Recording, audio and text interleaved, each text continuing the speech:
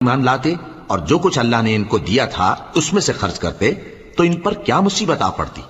اور اللہ ان کو خوب جانتا ہے۔ اللہ کسی کی ذرہ بر بھی حق تلفی نہیں کرتا،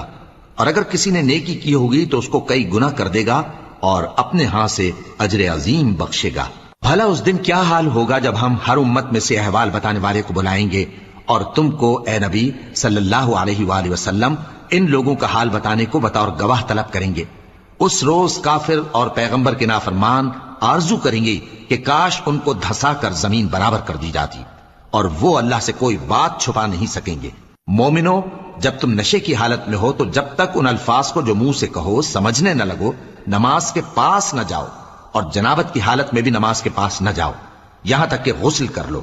ہاں، اگر بحالت سفر رستے چلے جا رہے ہو اور پانی نہ ملنے کے سبب غسل نہ کر سکو تو تیمم کر کے نماز پڑھ لو، اور اگر